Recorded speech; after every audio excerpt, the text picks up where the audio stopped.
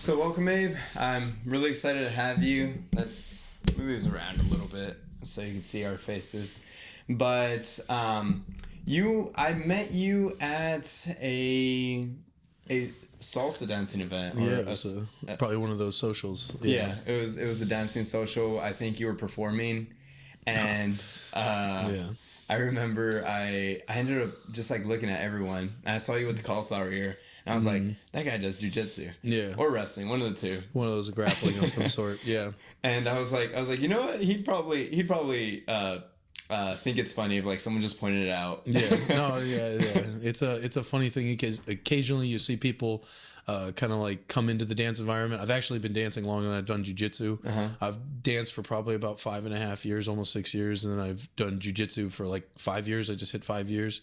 But it was funny. I got into dancing first as just like a way to meet girls and meet people and have fun in Oklahoma, and then jiu-jitsu like later. Basically, it was when I got a car. When I was in grad school, I wanted something to do other than talk to scientists all day. Yeah. And so that's pretty much how I got into it. But yeah, I meet some jiu-jitsu people that occasionally trickle into the dance world. It's pretty funny. Yeah. I remember I had a friend who did hip hop with me, and he would always kick my ass whenever we would spar. And he was always like, "Ah, man, I like messing around, getting your footwork in there. It kind of helps you like understand the different balance of your body." Yeah, especially it's kind of funny like in I guess they talk about this in like MMA, but not to like derail into that direction, but they do talk about how like dance does teach you how to do footwork. And I think I'm kind of an uncoordinated person kind of naturally, so maybe it kind of does. There are moments actually when I'm dancing or when I'm doing jiu-jitsu, I should say, that I actually do feel like the dispersal of my feet or the weight that I'm shifting is actually quite helpful. Where my dancing is kind of like jiu-jitsu, but then my jiu-jitsu is kind of like dancing in some way, where it's sort of funny because probably the type of dance that I'm best at, or I feel like I most specialize in, is bachata. And bachata sensual is like much more like connecting. It's much more grappling like than like salsa. Salsa is like you break away, you do all this footwork, and you da da da da da da, and like sometimes there's shines and stuff, but there's more exchanges of energy. Whereas I feel like in sensual bachata, you like are one thing and you kind of move like a wave together. But jiu-jitsu is like that. I have this little thing that I say to people that the goal of dancing is to stop fighting, and the goal of fighting is to stop dancing. And so they're two sides of the same coin. I think it's kind of cool because it's very yin and yang for me. It's I've also felt that where a lot of the times I go into like these social circles, and originally I was only a jiu-jitsu dude, but I took a hip-hop class, and then I bumped into a couple of friends that got me into social dancing, and it's always kind of cool. I like calling jiu-jitsu like aggressive yoga because it's kind of like that, like battle yoga. And then dance, it has this interesting aspect to it where you're kind of understanding other people's energies. Same thing with jiu-jitsu. Like you use like, if someone's like using a lot of force, you'll kind of like learn how to play with that force. But if someone like in the momentum dance and salsa doesn't have like good frames or something like that, you'll kind of like pick up on it. So it's really interesting to see how your body or like your mind just starts reacting to these certain aspects. But so going a little bit more into who you are. So you started becoming a coach at the University of Texas, and you started coaching some of the UT students recently. So that's been kind of cool to have you on. You're on New Wave, which is Gordon Ryan and John Danaher and Gary Tonin and everybody. They're the head coaches. And I'm one of their students. And then on top of that, you've gone to ADCC multiple times. I haven't gone to ADCC. I do ADCC Opens, I should say. Yes. ADCC is the big championship, but I participate in a lot of their Opens where I've done very well. So. And I remember you had placed several times in ADCC. So it's like when you say ADCC, that's like saying, I know you're probably using it like IBJJF, but ADCC is referring to the championship. So you'd say the Opens of ADCC. Okay. Yeah, I've golded at least twice, but I've placed at least 9 times. So and like they just started doing them last year, but it's an amazing opportunity to practice the rule set a lot more and get more and more competitive, get your name out there. And it's worked out pretty well for me because I get a lot of attention for it. And I've had many big matches with some big names and stuff like that that have really kind of get me a lot of attention. So it's really good. Whereas like, since I'm technically a purple belt, it doesn't really allow me to fight black belts, which get most of the attention, like an IBJJF setting, let's say. ADCC lets you fight those black belts if you say you want to fight them. So you just enter the advanced division and, you know, bing bada boom. Yeah, and you're also starting to get a lot more recognition for your jiu-jitsu now. Yes. You are appearing on FloGrapplings, pound for pound, and you have been just getting a lot of momentum on social media. So it's been kind of cool to see that. Well, it kind of helps because William Tackett gave me a shout out. Yeah. So William Tackett recently won the 88 kilogram division. I took 5th. At the most recent West Coast trials, which is pretty good. That's the best I think I've done. But I lost Elder Cruz in a pretty good match. He beat me, but it went 0-0 and went to decision, and he's a very tough person. He actually took 2nd at the last trial, so very good competitor. But then William Tackett beat him after me, so I would have had to fight William. But then William went on to have an amazing match with J-Rod, where he went into a reverse close guard position I'm known for kind of being an innovator of. Like, obviously, it was originally called like donkey guard, but kind of the way we did it, or way I do it, I guess, is more like a close guard, but backwards, so I call it reverse close guard. Whereas Jeff Glover, who kind of originated the position, he like jumps into it from like a standing position, like a donkey kicking. That's why they call it donkey guard. Whereas I use it for a much more leg lock entrance, and I innovated a move I call the Abe Lock, and I've had a lot of success with it. I taught it to William Tackett like a year and a half ago at like a 10th Planet like class or something where we were just rolling and training. He's just a curious person and was just like, hey, I saw you doing this thing. It's really interesting. You want to show it to me? And I don't know how much he's practiced it between now and then, but he claims he just like, it was that one time that we saw it, and lo and behold, that was the move that he used to finish J-Rod in the finals, and now he's going to ADCC. So also just because of his kindness, I've kind of gotten attention that I felt like I deserved for innovating that technique. And so it was pretty cool to see him just being a good guy, giving a shout out. Jiu-Jitsu is one of those places where there's not a lot of patents in our sport. Like, so it's kind of word of mouth, and people just have to give you recognition if you're the guy. So I was very thankful for that. It was also cool to see Flo calling it an Abe Lock and stuff like that. So ever since that, and also helps having a unique name like Abe, because it was called the Bob Lock. There's a million Bobs, but I'm like one of the few Abrahams, so. Yeah, I think that's super cool. How did you feel just like overall popularizing that move and learning to, or just like seeing your name? Like, go ahead. Yeah, I've just seen you post a lot about it on social media, where you'll see different competitors start posting the Abe Lock, and they'll tag you. It's like flattering and terrifying at the same time, because I know it's going to become more of a thing, and especially being the guy who created it, everybody's going to want to hit on me. So I'm also like trying to figure out defenses and think of ways to counter it. So at the very same time, I'm happy that I'm putting out content that teaches people how to finish people with it. I'm also having to figure out ways to like counter it. I know it's not like a completely like defenseless position, so but it's obvious, because it's kind of like discovering Australia. Like, imagine if the whole world had Asia and Africa and Europe and Americas and stuff, but somehow they just never looked at Australia. Australia is not like, it's a pretty big continent, but it's not like bigger than the sum of everything else. But it's a pretty big avenue. It's a position that you can spend a lot of time in, and there's, it's a place you can go. But the thing is that like, I think because there was a submission there before, it was like just toe holds, and toe holds kind of suck from that position. That's why the Abe Lock is really unique. And if people think it's like a toe hold, I always say it's more like a heel hook. They end up not doing it well, and they're like, how the heck does Abe do it? It seems like I'm doing magic, but if you look into more of the nuances of what I'm doing and the distinctness of what I call the Abe Lock is, you begin to understand mechanically why it works as effectively as I do. And there's more nuances to what I've been doing, but I've been developing that position for like 3.5, 4 years. And people are only hearing about it now in like the last year, because of my Instagram, and then other people using it. And then obviously William, doing it and giving me the shout out, but it's a position I've been working on since I was like a white belt. Just because it's like, you go into jiu-jitsu and you're like, haha, this is kind of gay. This is 60, it's like 69ing. And then you realize you learn what a toe hold is. And you're like, so at first I really was doing toe holds to people. But then eventually you find that there's all these inherent difficulties and troubleshootings. And if you're smart and inquisitive, I was in a PhD program for biochemistry. And one of the things I think, if you learn nothing else from being in a PhD program, or at least a proper scientific one, is it doesn't teach you necessarily everything about science, but you learn how to learn. You become a professional learner is the thing, because what a PhD is supposed to do is create like new information and then make plans for learning new information. Like, how do we do tests that determine what it is? And not to segue too much, but it's kind of cool because I think learning from John, for example, is like learning is like being in a PhD program for jiu-jitsu. Like, I literally went up to him, I think, like after a few months of being there, and it's like, hey, John, this is kind of funny because it's like I was previously in a PhD program and everything, and you have the the instructor, and then you have all these like post grads or like essentially people have already graduated, got their PhD, but they're doing postdoctoral work.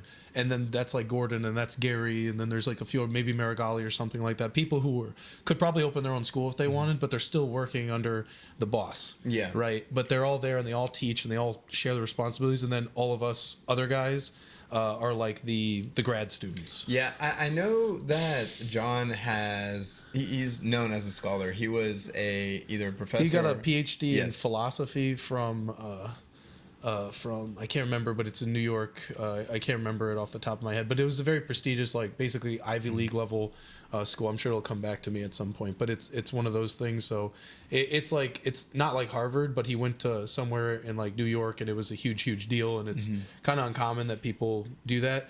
I believe he studied, I think I asked him the other day, it's like epistemology, which is like the study of how we know things. So it's like the most philosophical philosophy you can like kind of study. It's not just like, oh, ethics or something like that. It's like epistemology, which is the deeper understanding, which is kind of how you can see his influence, or that influence of education on his way he goes about jiu-jitsu, being extremely detailed from bottom to top. Do you feel like that understanding of him having a PhD and you also having a PhD, do you feel like you guys connect in a certain way to the point where you're able to learn a little bit faster than most people that join his gym?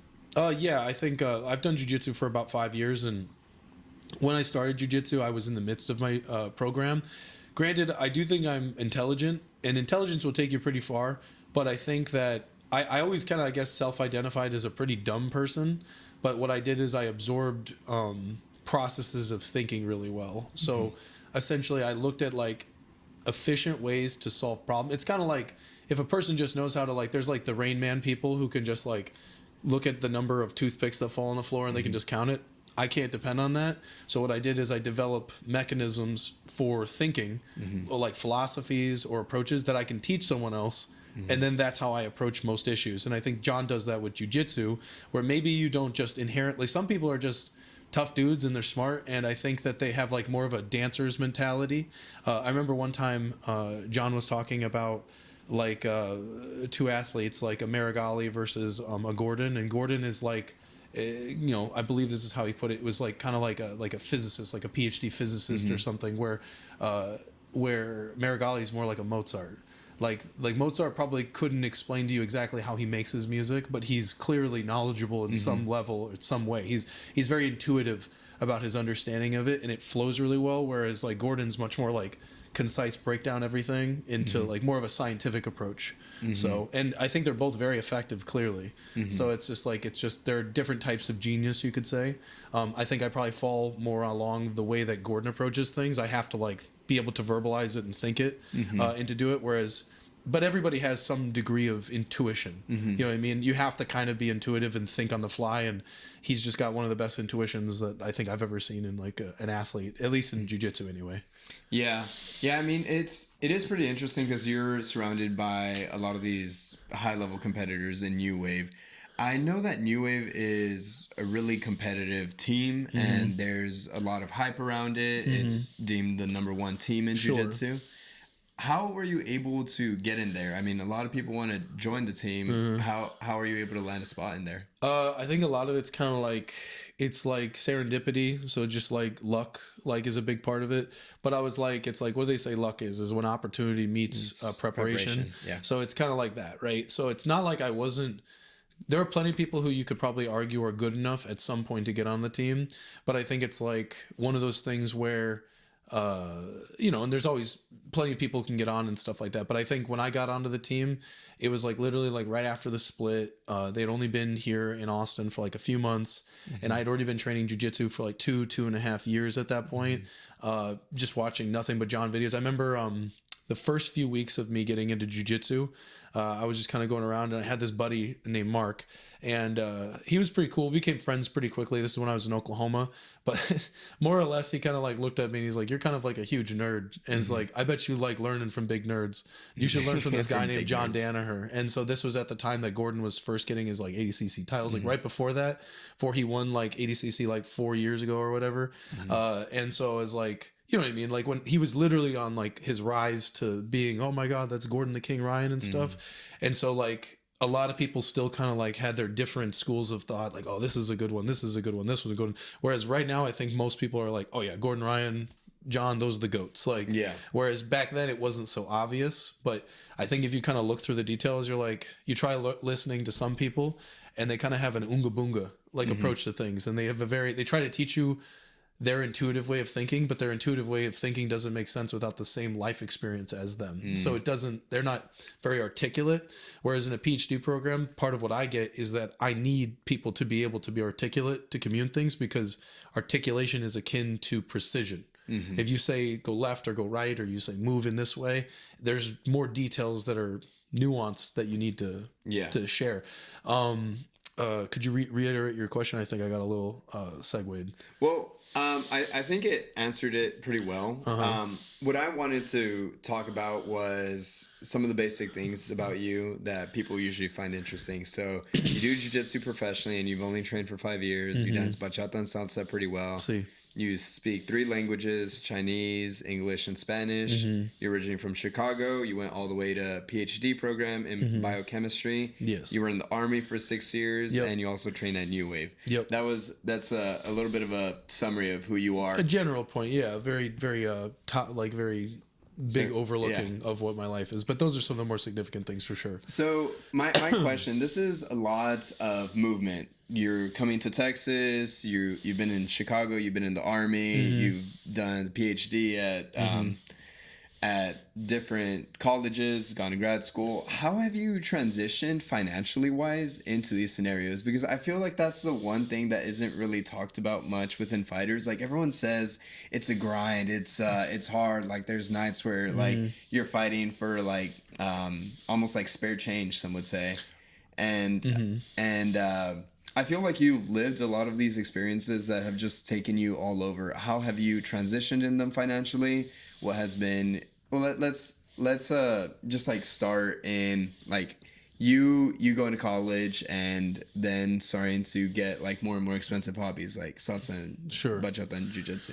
Well, I think I'm a pretty frugal person when it comes to things. I've never really been a person who really like, it's like I'll say that I don't party, but then I like dancing a lot, but it's not like a party in the same sense. Like it's kind of like going to a social is like going to an open mat, right? It's just you're there, you pay $5 and I don't really drink very much. Like I'll drink on occasion, but like for me to drink or for me to like do anything like that is like a big event. It's like my birthday, or it's like I'm going to a Congress. Congress is like a 3-day party that you go to like Miami or something. You just basically dance till like 4 a.m. But you like plan to like do all that stuff. But like I'm like, okay, I will be drunk as heck at 11 at night on a Saturday in 3 months from now. Like, but I don't do that like every weekend. Yeah. And so it's like, so to me, I've always like been able to be kind of like, I don't want to say I'm like a monk-like person or a monk person, but I have monk-like qualities where pretty much my life just is distilled down to like training, jiu-jitsu, and just going to sleep and stuff. And like when I did have a much more conventional job, like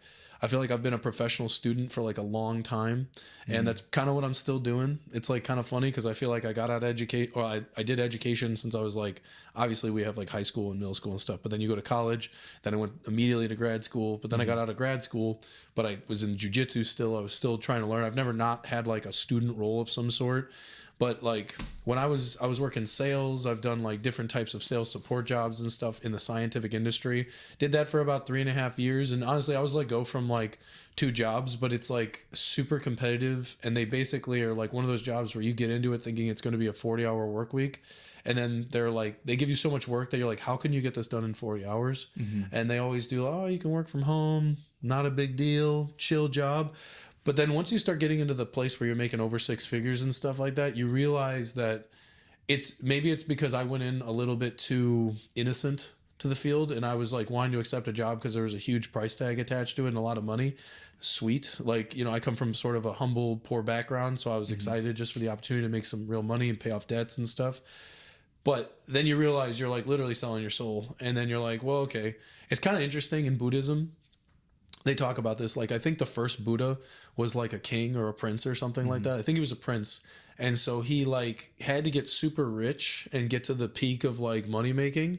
And then he gave it all up because he's like, oh, this really doesn't mean anything. So it's kind of like I feel like, I'm not saying I'm a Buddha, but it's a similar quality where you get there, you get to the point where they say, oh, you're a millionaire now. You have all this money. But then you realize that's not really what life's about. And so getting back to your like financial stuff like that, I think because I was able to develop a lot of life experience and kind of direct myself and know what I want, learn how to be independent in all those other ways and navigate different things, I can go into this fully committed, knowing what I want, but then also knowing like, well, I'm not going to be no starving artist here. I'm going to get my seminars going. I'm going to do this.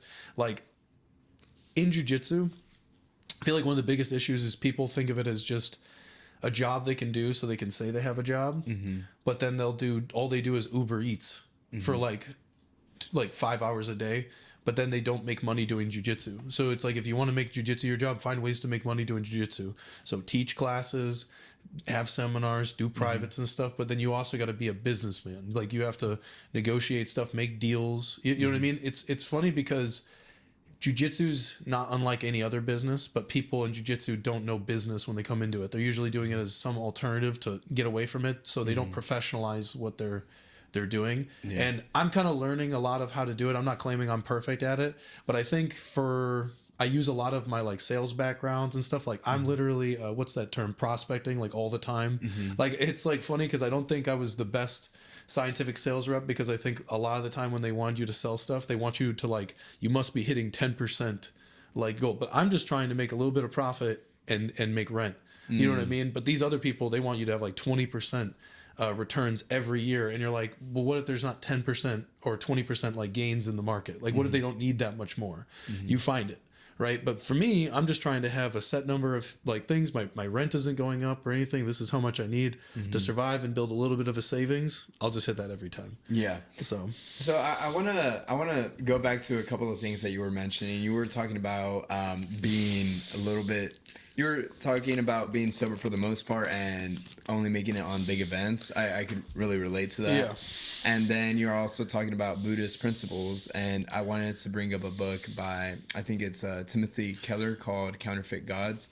It's a Christian book, but it has like some of the same concepts. So with the being sober thing, I also have this like almost like a little hesitancy to go out and like hang out with friends. And it's kind of weird because I'm in the college experience, like everyone's like drinking all the time. Yeah, let's go party, bro. Why you being boring? Yeah. Everyone's like always inviting me to bars, and like at the bars everyone's just kind of like doing like very, very I guess like nuanced small talk, and no one's dancing. Nuanced small talk? Nuanced small talk, and no one's dancing. That seems like a catch-22. Like it's nuanced, it's small talk. Yeah. Yeah. But I've like had these scenarios where I'm like, yeah, if I do go drinking, it's like I hadn't been drinking for, I'd say 6 months. Around 2022 is like when I started doing 75 hard, and then one of the 75 hard. Yeah. What does that mean? It's a program where you do 2 workouts a day, 1 inside, 1 outside, drink a gallon of water, read 10 pages of a book, and you follow a diet, don't drink, take a progress photo for 75 days. Oh, that's cool. And I did it 3 times in a year, and that just basically meant I was sober for the entire most of the year. Yeah, 200 or but 225 days of the year. Yeah, and then I would after it, I would kind of go back to drinking, or like friends would invite me, and I'd be like, oh, I'm off 75 hard, and I drink, and I'm like, oh, dude, it's not like appealing or appetizing anymore. Like you feel it within your body. I get the runs. Next day it feels horrible. Well, one thing that's interesting about being an obese person versus being a fit person, it's not that one doesn't bother you. It's that actually fat tissue absorbs a lot of alcohol, so you just are nullifying the toxins and the effects. You still will experience them more slowly, but you metabolize them slower. Whereas if you're an athlete, you have a low body fat percentage, like your body doesn't have fat cells to store a lot of it in and to absorb it. So you have to consume all the, like you are the purifier. And so you are feeling like your body like engaging all of it as opposed to it slowly being kind of like fed into you. You just get it all at once. Yeah. So it's like your body like realizes more obvious, like, oh, this is literally poison. Like, yeah. So a little bit's not so bad, but you're pickling your body. Yeah. Yeah. I think of it the same way too. Like it's kind of good. It's a lot of people need social lubricant. I feel like I don't. No. A lot of my friends, they kind of make fun of me for being like a little too out of pocket sometimes and too like blunt. Yeah. But it's like a blessing and a curse. Like sometimes I'm like, ooh, I just ignored a social cue. No, I can relate. And I can relate. Yeah, you could ask my girlfriend about that. She'll be like, it's like, and I'm not even like on anything, and I'll just come up with something. They're like, yeah, that's what I think. Yeah. I think it's kind of hilarious, but okay, so and then the Buddhist principles. I think it's there was this book called Counterfeit Gods by I think it was Tim Keller, and one of my mentors recommended it to me, and he was like taking me through Christianity and like some of the basics of it, and it basically talked about that concept of like idolizing and having certain things. So a lot of people idolize money and they idolize these scenarios. Like they idolize money, idolize love, idolize fame, power, popularity. Sure. And they ended up falling more so a victim to it rather than like using it as a tool. I think these things could be used as a tool. I think the same thing with money, the same thing with like martial arts and dance. Like dance is a tool for my social life. Yeah, exactly. It's like if I ever like I don't have to dance is awesome. Sorry, go ahead. You were gonna say something. Go for it. I was just gonna say dancing for me became a way that I could enjoy socializing with people without having to drink. Like, but I have kind of an extroverted personality. I feel like majority of my life I felt like always like weird about admitting that I was extroverted because I felt like you hear what's an extrovert? A guy who just doesn't shut the heck up and he talks all the time but doesn't think about anything. Like, oh, okay. Whereas an introvert, they're deeply thoughtful, like stoic people, and they're like, oh, well, it sounds like you want to be an introvert. And they're like, but really in reality, there's gifts for both, and I think you can be a thoughtful extrovert. You know, you just have to understand when to shut the heck up and listen sometimes. Yeah. So it's just so what I was going at is like I think it's a superpower that I can go out and dance and have fun with people, and I can just be like, hey, what's going on? Whereas like I'm always socially lubricated. Like I can just go up to people and I'm just like, what's up, guys? How are you? But then like it's funny, like I'll bring my little brother out to go dancing sometimes, and he's like, oh, I gotta have a few drinks, and I'm like, I will literally go up, I'll pick the baddest chick in the room, and I'll be like, hi, what's going on? Yeah. And I'm wearing my chanclas here and shorts and whatever flip flops for the English speaker. But I'm just like, and I got like a tank top on, and these other guys have like these nice button up shirts or whatever, cologne and stuff, and I'll dance them all. But it's also like, it's not even the interesting thing about dance is I'm probably not considered the most technical dancer. Maybe at one point I aspired to be a lot more technical, but dance is like, for lack of a better term, kind of just about the vibe you have. And if you're just fun, engaging and everything, and that's your only goal and you know how to do that, you are dancing successfully. Whereas a lot of these guys are like, I will do an absolute perfect left turn and it's clean, but there's no soul in the dancing. Yeah. And it's like, are you even really social dancing? Where those guys will, either they were taught through the format of performance, or they only know it in the context of performance, or they're thinking it's always a performance. Whereas I think of like it maybe someone from like a contemporary background. Yeah, like somebody strict, where you can tell that they like to dance individually, or if you ever dance choreography and social dancing do not feel like the same thing. It's like you're kind of like both just trying to make it look like you're social dancing in a very intentional way. But to me, it's like social dancing is wild. It's fun. You listen to the music. Like, I think it's kind of like, not to get too religious or anything like that, but I think it's like the way it conducts is the music goes to the lead, which is usually the dude, and then the lead takes the music and translates and conducts it to the girl because she's the follow, right? So essentially that's the way it goes. So it's but to me, I think in many relationships work like that too. You could say principles go to the guy, and then the guy enacts the principles, and then the girl is in the relationship with the guy. And it's like, so he's the leader, but the guy is led by value and principles and virtue. And so I think of it like the same thing. I feel like a lot of my friends, they kind of see me in these social scenarios, and there's been a couple of times where like some of my friends that are my jiu-jitsu buddies, they'll kind of see me dance and they're like, dude, you only make friends with hot girls, or Well, it helps. or It's things. pretty awesome. It does help. And they'll kind of like make fun of me. And I was actually having a conversation with one of my friends recently, and he was like, dude, like, are you just making friends with hot girls and hot girls only? I was like, I don't know. Sometimes I make friends with like dudes, but they're not always the most interesting. And I feel like girls have like this like certain spiciness, or like not spiciness, but like they have this characteristic. A lot of like the feminine The girls who you dance with, or just most girls I hang out with, they have this very feminine aspect to them that I feel like I can't have from my guy friends. And I was like thinking about it. I was like, maybe I am a little predispositioned to only talk to girls I see attractive. But then I thought about it. well, there's a ton of motivation there to do it. Hey, you're cute. That gets me going. Yeah. But then I thought about it. And I was talking to him, and I was like, I think I just have like quite a bit of feminine hobbies. And I was like, salsa and like social dancing, it's very feminine. And what makes like, it feminine? I'm gonna pause because I don't agree, but like, what do you think makes it feminine? I think a lot more females go into it as opposed to males, because that's true. Males feel like very uncomfortable in like moving certain ways and like finding that groove and sense. Same thing with yoga. I've been getting a little bit of a critiques on this one, but I think running as well. Running is a feminine hobby. What are you running away from? Yeah, you should fight. No, so I'm gonna push back on the dancing thing. You have to be even more manly in dance than you do anywhere else, because you have to be the lead. You have to take control of it. Because I think it's like, so when I think of like, we were talking about yin yang earlier, right? So it's like the light side is a masculine side, and then the dark side is a feminine side. Not to associate females with chaos and men with order necessarily, but that is kind of or I shouldn't say, chaos is not necessarily an inherently negative thing. Yeah. It just means essentially free. You could look at it as freedom through control, or versus control. It'd be another way of putting it. So it's like men establish order in there, but women have like this beautiful sense of freedom that you could put into there, where it's like, you know, a good, and it's like channeled in the right way. Exactly. It's like, but we need each other. It's like the feminine and masculine needs to be it, but the balance is the yin and yang, like we were saying.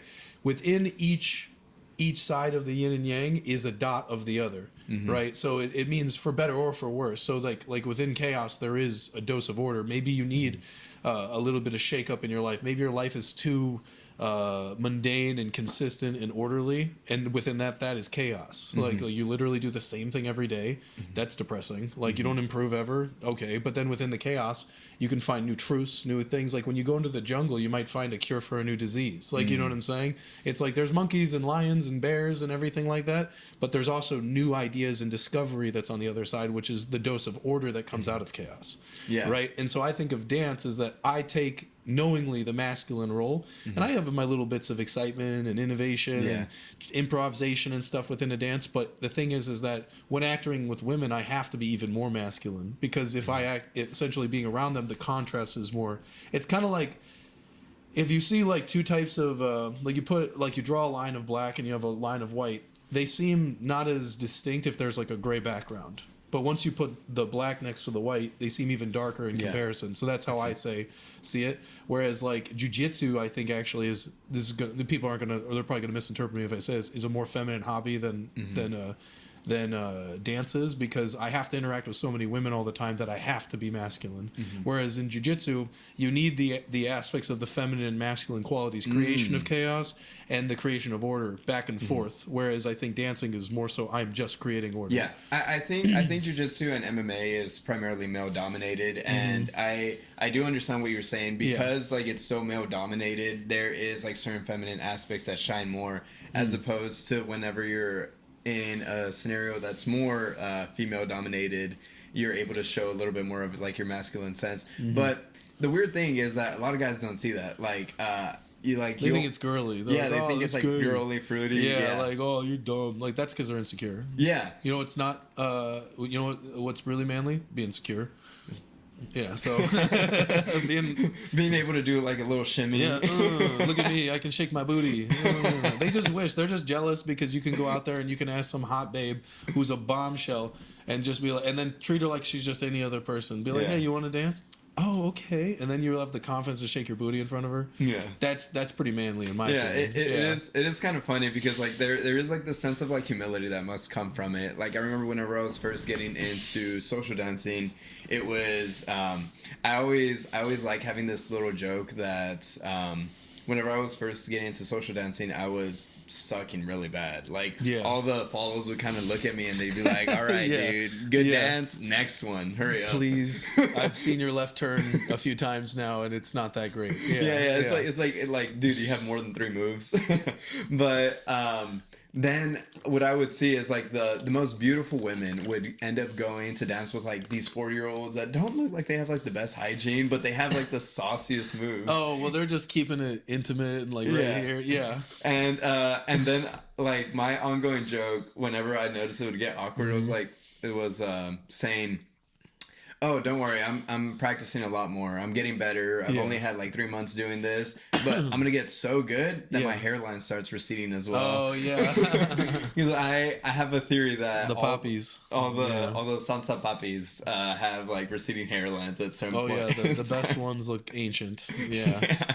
And I think that's kind of funny. Okay, so we talked about salsa and dance overall being a tool to have like this sense of like social lubrication in a sense, as opposed to alcohol or any of the. I think it's a life skill too. Yeah, I think it's like if you can go up, it's kind of like I'm going to derail it for just a quick second.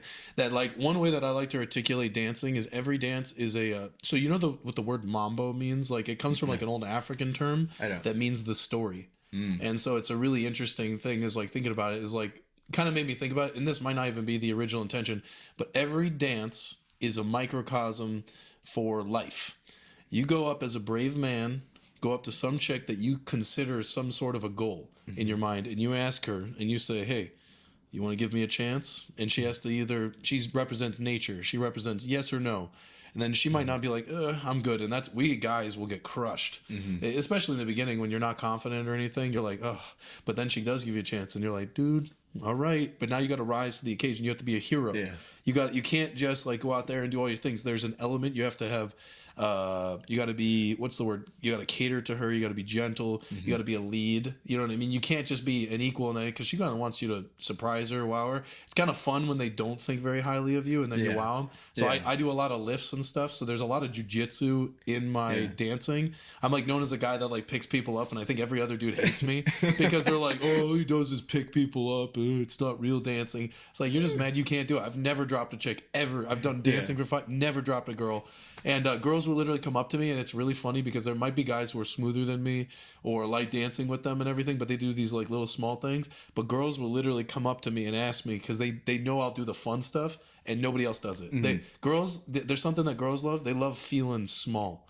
They love feeling light. So what I mean by the story thing is I go out there and I kind of show them that I have a heroic quality to me, and you don't just come out and do your best moves in the first 10 seconds. You build up. Little rising action here, leading to the climax of the story. Da-da-da-da, maybe pick them up, and then you do the little cool down in the last bit, and then you end it with a dip. Like a bell curve almost. Yeah, exactly. Well, that's like... yoga has this principle too. Sure, but it's like if you actually look at... like I don't know if you ever took like an English class and they talk about story development, where they use terms like there's the beginning and then the rising action. There's something that causes the hero's journey. The hero is like, oh, he's an orphan, his dad's dying, he needs to leave. Like, you know what I'm saying? And so that gets him out of the house. But that's the same thing. There's the goes ask Mother Nature, hey, can I contend with you, please? And then essentially goes in. He's like, I'm going to prove that I am the hero that you think I might not be. And then gets to the point, and then ta-da-da, and then you convince her, and you feel amazing, and you dip her, and then you turn her away, and then you go for another dance, and you keep doing that 100 times in a night. And it's fun, and so eventually you get to the point where people love your story so much that they keep asking you to tell it to them.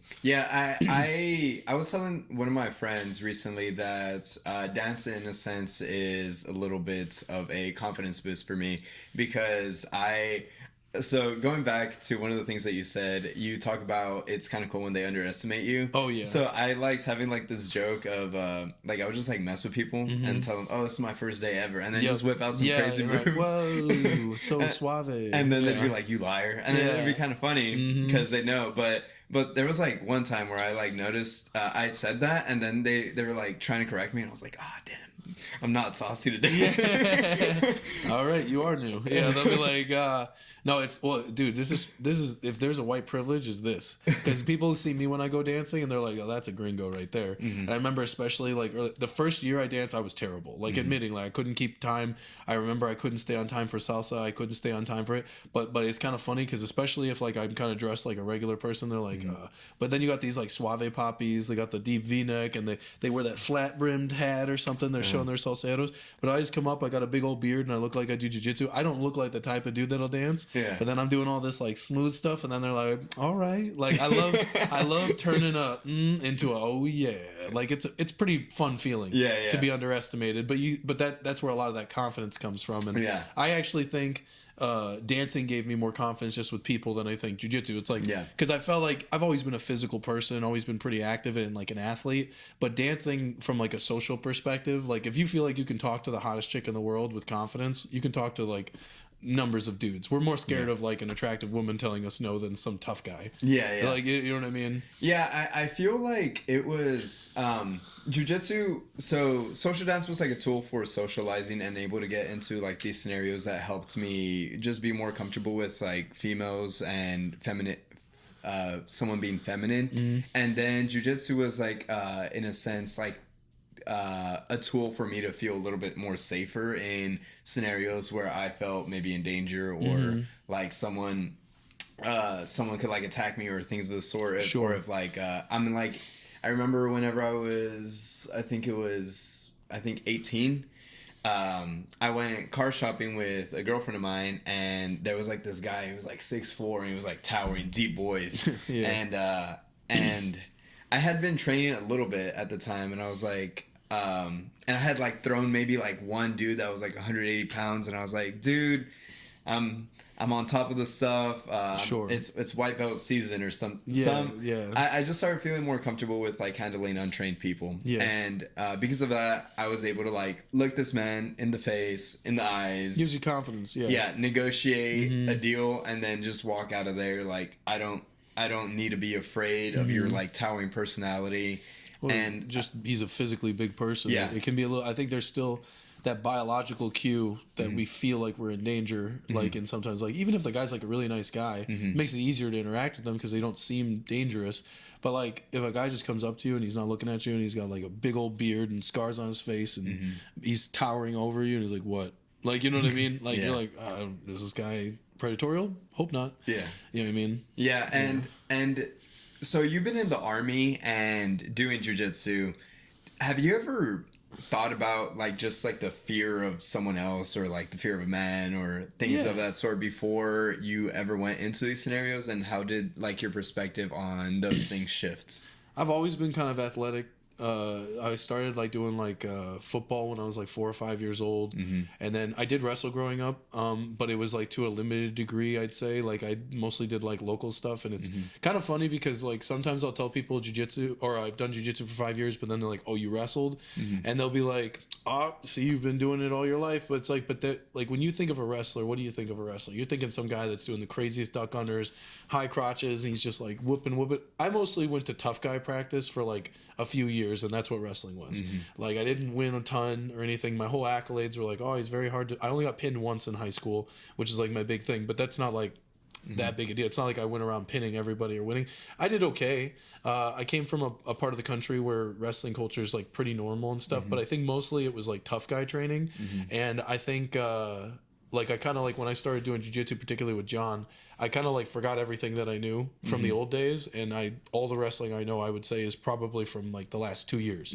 It's just training with John directly and him teaching me stuff where there's aspects of it that you kind of understand, like a familiarity, like base. Yeah, but it's like, but you mostly are just like, for example, when I taught myself Chinese, right?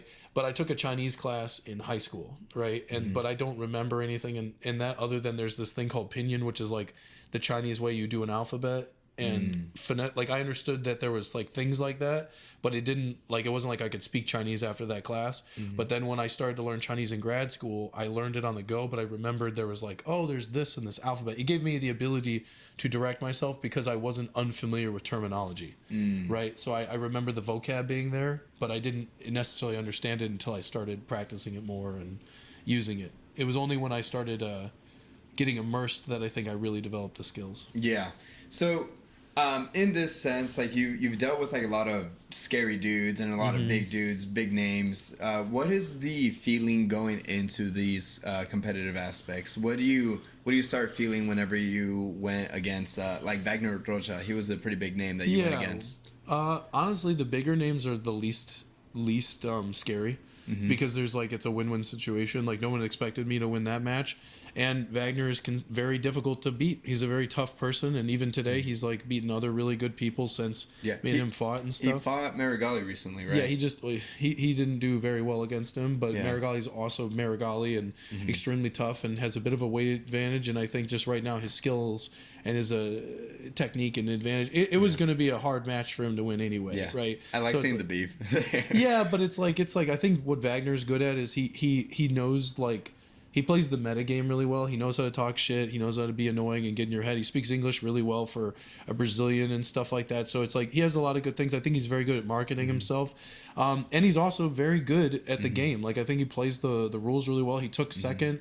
I think he took third, I think, in the last one, then second in the last AC. So he's like very talented, very good relative to the skill level of the people that have been. So the last like 6 years or something, he's done very, very well for himself, especially from competition. You know, he's like an OG. He's been doing jiu-jitsu for a long time, and it's also really impressive because he's been doing jiu-jitsu for so long, and I think he's like 41 now, so he's still hanging, like, you know what I mean? So it's like going out there and you're fighting a lot of these young up-and-coming studs who are training all the time. It's also, I think, hard to stay hungry when you're that, like when you're getting around that age. Like he's not old, but for jiu-jitsu, he's like, it's a dated age, right? So I mean, I have a lot of respect for him in a lot of ways in that case.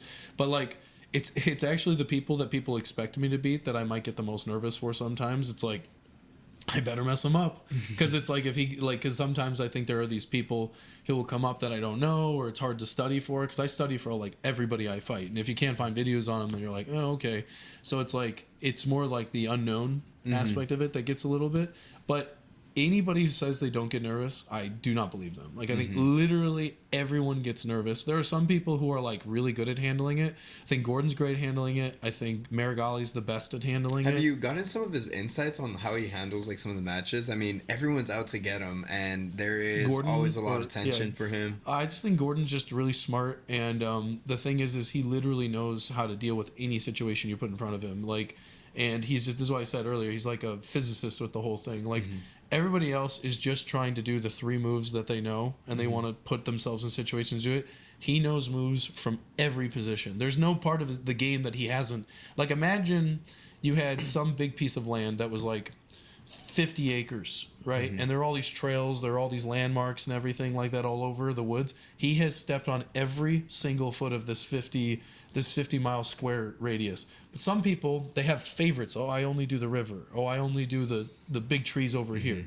And they're really good at the big trees or the river or something like that, but they only want to stay in that area. Gordon will literally could walk you through everything, and he would like, it's like he could lead you blindfolded through a position and be like, oh, you step 5 feet forward, you're going to see a pile of bear shit to your left. Like, he'll just know it because he's literally immersed himself so much, and he has such a wide range of knowledge and understanding and stuff like that, right? But I was saying earlier, so like someone like Marigali, something I've been particularly impressed with is he's one of those guys that's like, he's great in the training room, he'll beat your ass, but he's like even better in competition. It's like, I think a lot of people when they compete, they are like a fraction of themselves. Like, they get nervous, or like I've seen guys who are amazing in the training room and they just fluidly go in and they can beat a lot of people's asses.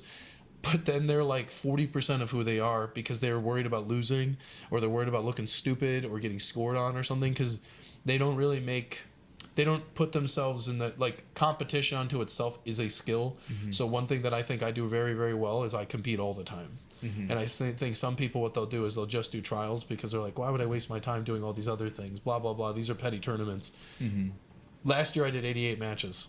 I think most people do like maybe 10. You know what I'm saying? So like 88's like a shit ton. The only person I know that did more than me was Helena Cravar, and that's because it's Helena. You know what I mean? But that goes to, there's a skill to competing and immersing yourself in doing that, because you have to go through the reps of being under pressure. Yeah, I like this quote by Alex Hormozi that talks about volume negating luck. And so it kind of talks about a lot of people get lucky, but in order to achieve more scenarios that introduce luck, it's just volume at the end of the day. Yes. It goes back to that same principle of like it's luck is when opportunity meets preparation. But it's also you have to have the volume and practice to do all that. So exactly. You've done a lot of competitions. Where do you see yourself going within the next 2 years? Are you planning on going to actual ADCC? Yeah. I mean, the goal is that like right now, I think like I'm 5 years in, and the thing that's kind of crazy is like 2 years ago, I don't think a lot of people knew about me. And, you know, granted, the Abe Lock thing's taken off, and that's really helping me and stuff. And the funny thing is with the Abe Lock, people will forget I have other parts of my game. Like, I used the Abe Lock against Wagner, but I also took him down in the first like 30 seconds. I've taken down Elder Cruz. Like, Elder Cruz is like considered like the best wrestler.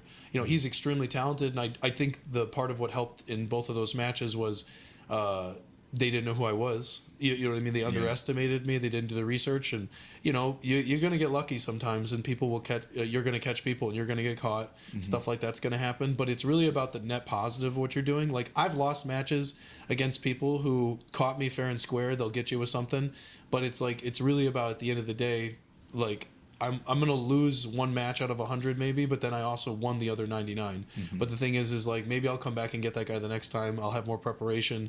Maybe he was legitimately better than me in that moment, right? It's one of those things, but you have to have two kinds of ways of thinking in jiu-jitsu. You have to have the brain that says I'm better than every one of these people, and you have to go out there and be confident and think that in order to do it. And then you also have to have the sympathy side of it, where you're like, these guys are human. They might say mean things to you, but you have to like realize that they're hungry and they're just trying to. Everybody in jiu-jitsu is like a starving artist. Yeah. So it's like they're hungry and they want their ability. They want to feed themselves. They want to be recognized. And so a lot of the time, they don't feel like they have something special enough to say. Like there are people I know like that do not compete very often, but then they'll compete like 5 times a year, and then all they do is they talk about like one of those big wins. And it's not that it isn't a significant win to beat someone high level or something. Great, congratulations. But the thing is that that's all they can refer to. So what they should be doing is just competing constantly, and they'll get better for it, and then they'll also have more reference points. But then people eventually just see it as like beating a dead horse. Like you're just like, all right, we get it. What else are you doing though? So I think it was some MMA fighter. It might have been Volk. I can't remember, but they said, how can I hate the man that has the same goal as me whenever you're in competition? And I was like, oh, that's kind of cool. Well, your brothers in a weird way. Yeah. You like literally are like trying, you have so much in common that you hate each other. Yeah. You're like, ugh. So it's like, I have teammates sometimes I have to roll against in competition, and it's only love at the end of the day. You're like, sure, but it's like, and maybe the best thing you can hope for is they just don't take it personally, which they shouldn't, because it's literally competition. But a lot of people get a lot of energy from taking things personally, including me. Like if I have to demonize people in order to want to like work to beat their ass later. You know what I'm saying? Yeah. And it's not fun, but it's powerful medicine. Yeah. Yeah. So that. You're talking about a lot of competitions. I see this from like a college student right now, so I'm kind of looking at the competition aspect, and I'm like, dang, dude, like if each competition is like $80, I'm having to. I have sponsors that help with that though. Yeah, so I was gonna ask about that. So what are some of the ways that you're able to fund some of these tournaments? Or I know you do seminars. Yep. Well, let's break it down. What are like the main ways that you gain income right now, especially from jiu-jitsu? Seminars, privates. That's pretty much it. Like, so I do jiu-jitsu full time, and Instagram badge too, or the Instagram subscriptions thing is a new thing that I've been pushing, but it actually is pretty lucrative. I have about 65 subscribers right now, and it's a $10 subscription. So they take like 30% though, which is a pretty huge chunk. However, I actually do think it's probably preferable to the other means of income, because I think people like the ease of the user interface. They don't have to go to an additional site. They don't have to tell their girlfriend that why they have an OnlyFans. Like, you know what I'm saying? So I think that the added benefit is it's just click, click, click. The main thing that I'm having to get over is educating people that what a subscription is versus just following. So, but there are many people, and I teach a lot of personalized techniques. Right now, what I'm trying to do as a businessman is I have a lot of really good services, and there's a price that I want to charge. And so all I do right now is justify the price. So I will add value. I give videos and stuff. I respond to people's questions for free. Like if there's somebody that bought like a package of 5 privates from me, which I like discounted for like a bulk discount, I literally will be like, answering their questions in between. So basically giving them more value than they originally thought they'd get. And they're like, oh, this guy's kind of good. And so the thing is I've built myself into being basically their instructor from afar. Like, you know what I mean? So it's like, but I also have target goals. I know how much money I need to make. And so I do this enough, but then I see it as a long-term investment. Like right now I'm getting my PhD in jiu-jitsu is the way I look at it. And I'm decently lucrative, and I don't want to step on anybody's toes or anything like that, so I make certain acceptances and be like, okay, this is how it is, and I'm happy with what I do. Right? So it's but seminars are a great way. Building relationships is always a big part of it. There's a lot of parallels with like just being a businessman is always going to be the best way to make money, but it also really helps that you know some stuff. Yeah. So you have the seminars, the privates, teaching classes at gyms and stuff, subscriptions and stuff like that, selling information. Yeah. So out of all those, which ones do you see the most success out of? Because it's spread out. Seminars by far. Yeah, seminars by far are the ones that for the amount of time you put into it. It's weird because it's like people will be like, oh, it's so expensive and stuff like that. But you also realize like I train all the time. Like it's like I remember back in the day I knew a professional singer and music artist, and I remember them saying they got paid like $1,500 to come in and sing for like 2 hours or something. I was like, Jesus, that's so much money. And they're like, yeah, but how much practice goes into it? Like they're practicing for like 20 hours or something a week. So it's like you're kind of paying them to have the skill, and that's why they can justify charging that much rather than charging like $30 an hour to sing. Because technically they're there, but there is all this preparation that goes into it. Jiu-jitsu is the same way. Like I'll train 2 to 3 times a day. I'll be studying technique even if I'm not rolling, or I'll be teaching, which is another way that I'm getting better. And so I have the experience of knowing how to teach things efficiently. So it's like when I go in there, I'm not just going to teach you like one armbar. I can teach you all kinds of stuff. Like, and then you can also refer to me as a resource. So that's why it's like I justify the price. You see what I mean? And but then there's like basic business practices that you can start to do that just enhance the value because you enter into like a system. A lot of people, I think all they do is like, oh, we'll give you a private for like $100 and then that's it. It begins and ends right with that private. But I have like a system and a network and things that I promote, but I learned a lot of that from like my sales experience and other things, right? Yeah. So I feel like jiu-jitsu is one of those sports that's constantly putting your joints and your body into weird positions, you're contortioning yourself, and that might leave certain strains on your body. How do you feel that you best prepped your body and continue to do the sport? Like how do I sustain myself for longevity? I think that's kind of a misconception, kind of what you're thinking. It's like you do yoga sometimes, right? That's literally all those same things, but what makes yoga safe and jiu-jitsu not? It's the added implication of other people's external desires to break something, right? So then it becomes like, okay, well, yoga doesn't have the implications of contorting your body and then hyperextending it, going past what you want, right? So I think the main dangers with jiu-jitsu that defeats people's ability to promote longevity is because they're training with people who don't know how to train sustainably. So what John does really, really well and what our team does extremely well is it's the safest room in the world. Literally, like I'm training with like people like Gordon, Giancarlo, or Luke, or any of these people, and they're all extremely good and powerful, and they have amazing ability to break my arm if they wanted to, or my leg, or whatever. But like I love rolling with like someone like Giancarlo, for example. I think he's extremely professional with rolling with you, but it only makes him better to have that level of control. So like he'll get my arm, and then he actually like encourages me to work different escapes, because if he can defend all of the escapes that I'm trying to do or counteract them as they're going, it only makes him better at dealing with a higher level person who's good at escapes. But then if he doesn't break my arm, like it's kind of like there's like a good rule of thumb you can have. If you can hold a dude's arm for like 3 to 5 seconds in place, if you know how to break a person's arm with the right you can break his arm. But the problem is that you'll have people who are not professionals that make jiu-jitsu seem more dangerous than it really is, because they have jerky jiu-jitsu, or they don't promote smoothness. They don't promote execute like this. It's like there's a phrase they say in the army, slow is smooth, smooth is fast. Yeah. So the idea is that if you're in control doing something like properly, you'll eventually have the ability to do it live in a controlled scenario. But you like it's always harder to do a technique slowly than it is to do it fast. Yeah. Because people jerk through something. And so it's like I'll get some people that I'll roll with who I literally it's an interesting thing. Part of becoming a professional is being more selective with your rolls. Whereas when I wasn't a professional, I remember I'd be like, yeah, I could beat that guy's butt, I could beat that guy's butt. But I'm like sitting here, even if I could beat that guy's butt, I don't want to give him the opportunity to jump on my knee. Yeah. You know what I'm saying? That So it's is- like being selective with roles. And some guys be like, oh, you're being a wimp. You're trying to avoid fighting me. And I'm like, well, yeah, I am being a wimp perhaps in the grand scheme of things. You could say, like, I just don't want you to do some crazy thing that hurts me. But if like, I'd say if you want to fight me, compete against me. Yeah. And, So I've dealt with the scenario as well where I only train with certain partners at this point because certain partners know how to just roll better and they don't spaz out, as one might say. But I like this concept that you talked about, which was like almost like a catch. Like if you catch them, you're just holding it and you keep it there as opposed to someone cranking it. Yes. Like I've dealt with this one training partner where I was like, whenever they first came into the gym. Is that UT? Yeah. Yeah.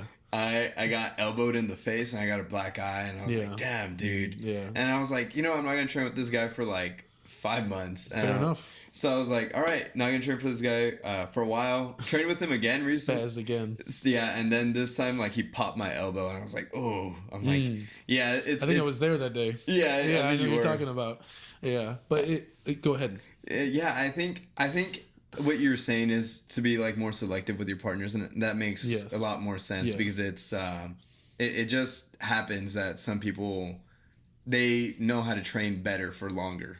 Yes. Well, some people are just like professionals are one thing because we all have kind of like a mutual agreement that we're teammates and we're not here to like mess each other up because we all have to compete, we all have to teach, we all have to do something. So it's like, it's funny because we'll get a lot of people that visit New Wave that are like professionals from other teams and they just want to crank on your face or do mean shit or you can tell they're just not smooth. And there's also probably a bit of an ego aspect to it where they come into someone from New Wave. Yeah, ooh, like I got him. And it's just like, you kind of have to leave that shit at the door. I mean, there's also the element in competition, you could say to a certain extent, that some competitions are ones where you let a person break your shoulder. If I'm about to win ADCC, I'm up like 5 points or something like that, and some guy gets me in a locked in, I might let him break my ankle. Like, you know what I mean? But you have to make a personal choice. Same thing. Yeah, but it's like, let's just say, you know what I mean? We're in an extreme. But if I'm in like a regular tournament, it's not that big a deal.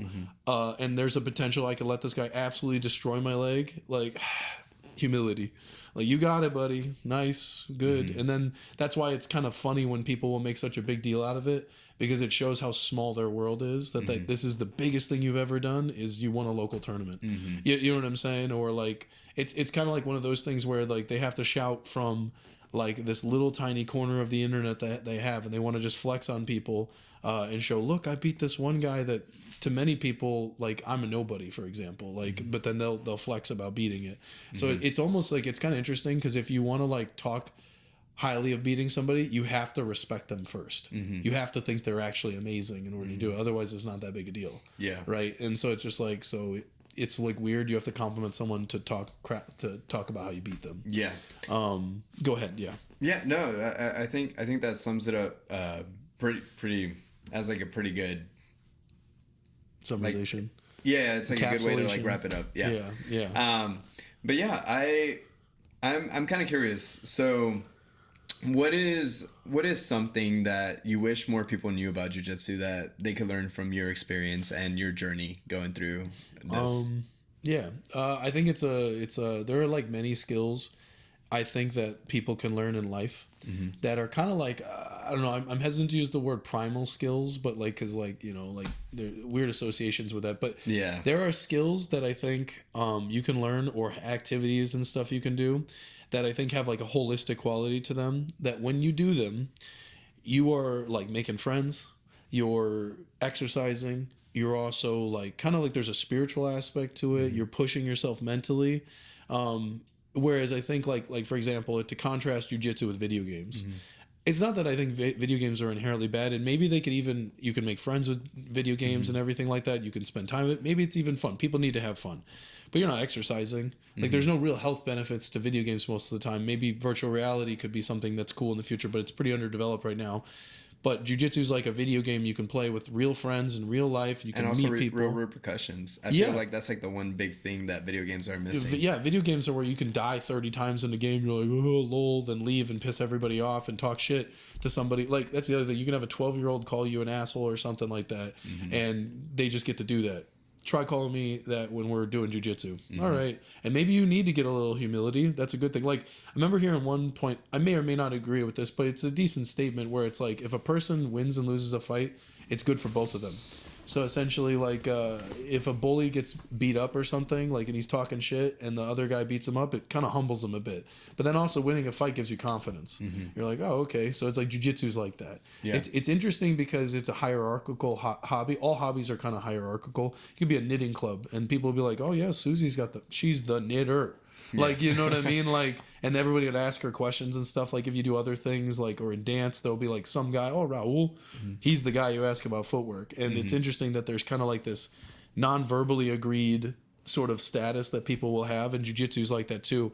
And I noticed that within my own team and within my own life, as I became more popular on social media or as I won more accomplishments, like I could feel the way people treated me differently, especially as my notoriety. I remember when I first came to Austin, like nobody knew who I was, but in Dallas, people thought I was like, oh, Abe's like this big leg locker guy. He's really talented, but it's only within the local scene. You know what I mean? But then as it goes on, more people know status and stuff. And so it's helpful. I think, especially for men need to have a hobby that humbles them and provides them status. Yeah. So it's like I think a lot of the time that's why dudes are so career oriented, is because we chase hierarchies, because that's essentially how we have value with women and other people in our lives, is that like nobody wants to be Dan the mediocre person.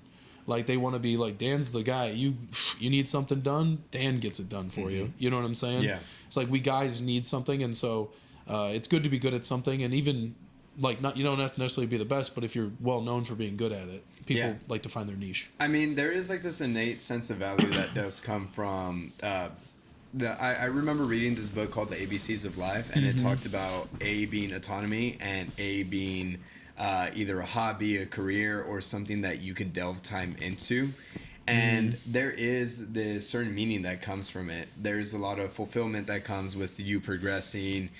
Maybe if someone was kicking your butt for like an entire year, I remember that was like one of my friends, Kenneth. He would kick my butt, and it was always kind of funny because he was always like 30 pounds lighter than me. And then one day I was just like, I'm not getting tapped out by him, and the next day I'm like tapping him, and I'm like, oh, this is kind of cool. Yeah. And it's it kind of creates like this sense of accomplishment and overall growth within your personality in order to be able to attain other things in your life. Yeah, people need. I'm trying to look up something. Yeah. So like, there's essentially, people need difficulties. People need struggle. Like people will say that like you'll have nihilistic people that'll say there's no purpose to life, there's no inherent meaning and everything, and they'll be like, well, because you can't prove to me God exists or something like that. And you're like, all right. My argument would be try living a life where you don't have purpose, like where there's nothing inherently. It's a non-starter. You will be sad and depressed, and you will immediately find, if you don't choose to have a God of some sort, of any kind, like I'm not trying to preach any particular religion, you will find one, or one will find you. It's kind of like if you don't choose the ideas you have, ideas will fill your cup. So that's like, you know what I mean by that? Yeah. So it's kind of like, I feel like a lot of people, especially when they're college, they get out of their familial principles. Their family probably maybe taught them to be Catholic, Muslim, or whatever. And then when they go to college, they cut loose and they abandon all those values, and then their new god is the tequila bottle and the booty chicks like at the party and all that stuff. And then they realize these are false idols, and they're not sustainable. They're getting headaches from Saturday. They're failing their classes, and they realize, oh, dude, I need to have a career, and chasing booty and drinking and all this stuff is not a sustainable god to worship. So then you realize is like, oh, actually, maybe my parents knew something about what they were saying, and that maybe even if you don't necessarily agree with the mumbo jumbo weirdness, woo-wooiness of what a religion offers, it's better to have something that has purpose attached to it, that like and grounds you. Yeah, like family. Like I was looking up was I have like this thing that I say. So it's like your health, your people, your skill. And so I think that if you focus on 3 things like that, you have purpose in your life. Like you need to be healthy. And if you only focus on 2 of the 3, you're failing. So your health is how you literally can interact with the world.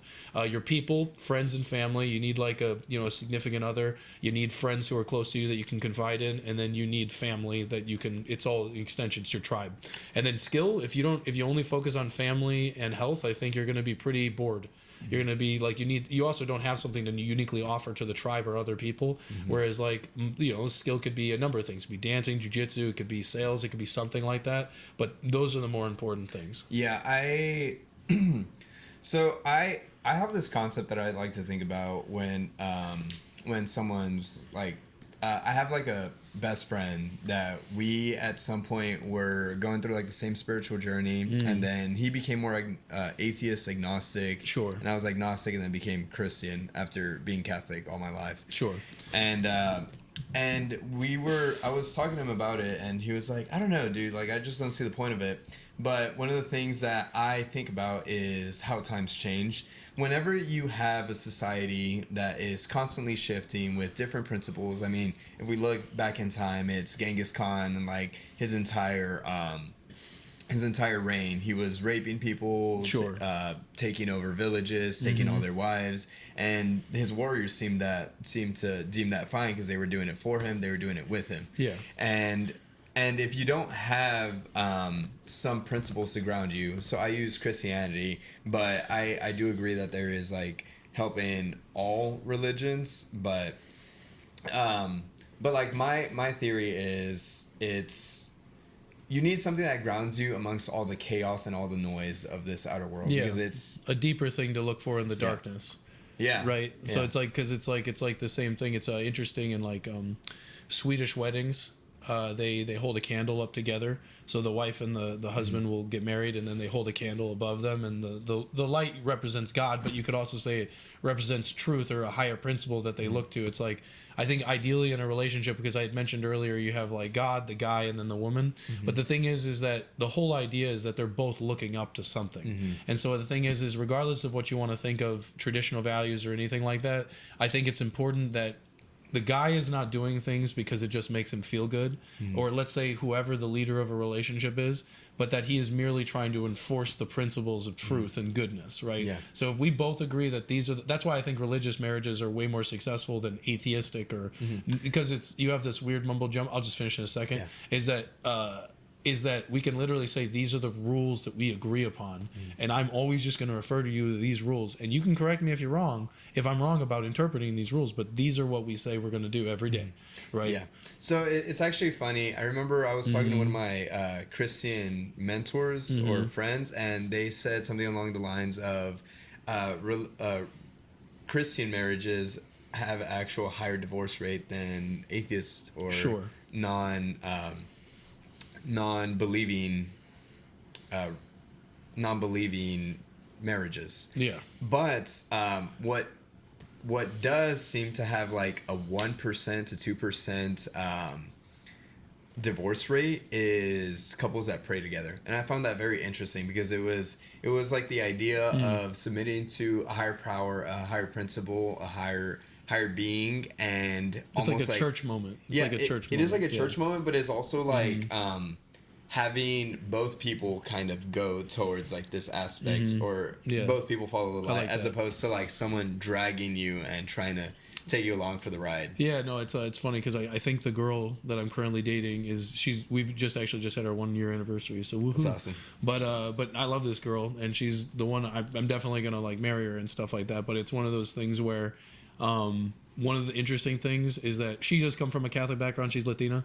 But then, I came up from basically Protestant background and stuff. But I wouldn't say I'm particularly any denomination or anything like that. But I do think something that we mutually do is every time we have dinner or a meal together, we like to pray. Like it's a thing. But I think it's what it does is it's like an interesting thing about praying is I think that there's something to the spoken, verbalized truth that lets you set intentions. And if you just think it, you don't really, it's almost like, it's like kind of like if you have a thought of something dark or something, it's not really real until you say it out loud. It's kind of one of those things. And so I feel like the spoken truth is much more powerful in that way, because you can limit your demons and everything to your side. But if you never expose those to anybody or bring to the world, you're not really held accountable. People don't hold you accountable until you say something. Oh, you said that, da, da, da. But no one's like, you thought that. Like, you know what I mean? So when we're talking to each other, I think we say what we're thankful for. We say what we would like to happen in the world, and we set those goals together. And I think it helps us aim the relationship in a good way. And even if it's like, because I believe in a thing called, there's this philosophical movement, I think, in the late 1800s, early 1900s called American pragmatism. And so I'm more of an American pragmatist. What I would say is that I do what I think works. And so the thing is, even if God wasn't real, I think praying is an effective way to somehow conjure a direction in some way. That even if like God wasn't real, I'll still believe in something, or I'll act as though a God works, because I think it gets you a lot more results than not, right? So you could argue with me. Like I used to be like, call myself atheistic or blah blah blah. It's like, oh, you can't prove to me a God and everything. It's like, that's all objectively true, but the problem is that I think that I guess there's this other principle I call subjective objectivity, where in my own personal experiences I would disagree with that, but I can't use that as evidence to you, because I can't let you you couldn't objectively experience things that I believe I've done. It's like a dream. I can tell you my dreams, and that's only as good as far as you can understand them and maybe relate to them. But I've had, let's say, dreams that they were real enough experiences to me that I would say, oh, okay, that's kind of like a God thing. That's interesting. Or at least something that points to higher valued goods or something of that nature, which I deem good enough under my my credentials of what I would acquire to believe in something higher, right? Yeah. So, looks like we're coming up on time pretty soon, so I want to start wrapping it up. Sure. But I want to ask you, what do you want to leave the audience with? If someone was like, Abe, what do I have to learn from you? What do you want people to gain from you, to learn from you, to be able to say, this is who Abe is and this is what he taught me? That's a huge question. I don't know. I think that anybody can learn anything from a lot of people if they spend time with them enough. I guess something that lately I've been really trying to do is be very intentional with a lot of what I do. And I think that, like kind of I said it earlier when we were talking, was if you don't make decisions consciously, something will make it for you. Right. So it's like not choosing not to make a decision is still a decision. And so I guess what kind of comes to mind to say in this instance is that try to be as intentional as you can with everything that you do. And I think that it'll pay you dividends in the long run. But you can't just not do anything. You have to commit to something, and then committing to something, even if it ends up being the wrong choice, is not necessarily bad, as long as it doesn't stop you. Right. So it's like, I've literally feel like I've had like 4 or 5 different careers up to this point. And right now I'm fixated on jiu-jitsu, and I'm also willing to admit that maybe something comes along that for whatever reason I don't do jiu-jitsu anymore. I've ceased to be surprised that I no longer want to do something. I actually don't even like to dance as much as I used to, especially now that I have a girlfriend I'm really committed to, because a huge motivation for me to go dancing was I wanted to meet a girl, and I met a girl, and then now she's really cool and we're pretty happy with that. But now it allows me to focus on building a relationship with her and focus on my jiu-jitsu more. And it's kind of like a way that you could say God or whatever was like, Abe, we're going to let you had your fun dancing. You got good enough. And I'm also kind of a leader with her in dancing, because she's only been dancing for like a year and a half. She's Latina, so she grew up dancing cumbias and stuff like that, but she looks at me like Papi because I can actually like bachata, so she's like, all right, like, you know what I mean, she has that respect. So maybe it was necessary for me to get that initial thing. So I had my fun, I did my stuff, but now I get to focus on that. But be willing to change course as necessary, but don't stop moving forward is kind of like how I would say it. So it's like different stuff happens. You never really might know. For all I know, 10 years from now, I'll have a completely different thing, but I'm still planning like 5 years in the future to be a great jiu-jitsu instructor, win some good competitions, and be a well-known figure. And, you know, as I get older, I find that my direction changes less significantly. Yeah. Do you have any books that you recommend? The books.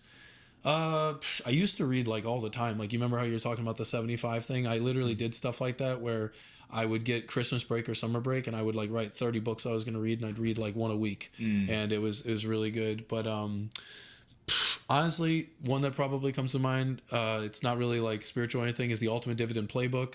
It's a great thing for helping your retirements. It's basically like a book where maybe it's not about like having quick sales of stocks or something, but it's learning how dividends work, and you can use dividends to build long-term savings and basically be a millionaire by the time you're 40 based off just saving money. And dividends are like the way that you can counter inflation today, where basically the average inflation rate every year is about 6%. And so what you can do is you can invest in companies that have an average 6% value increase, but then they also pay you to own their stocks. So dividends are a great way to do that. And so if you're in they're a better long-term strategy, admittingly. So you get in early, you put $5,000 in, you let it keep maturing, you put a certain amount of it. So there's these things called Roth IRAs, for example, where they're actually so good that they limit the amount of money you can put into them every year. 65,000. Yeah, it just, I remember when like a few years ago, it was only 5,500. 6,500. Yeah, exactly. So it's 6,500, but that's how good they are, because the benefit of them is that your income is already taxed before you go in. But when you finally want to take it out, when you're like retiring, when you're like 40 or whatever, you can take out 100% of the money, and the government doesn't get any of it. So that's what's awesome about it. And then you can keep using it to buy more stocks, and you can do this thing called DRIP, which is like direct something income, blah blah blah, where they pay you in stocks instead of cash. So, and then if you want to later, you can just sit on top of your money, and you live off the dividend payment that they give you. But while you're young and you can work and you can all this, they can pay you in more stocks, and it basically snowballs into more stocks. Yeah.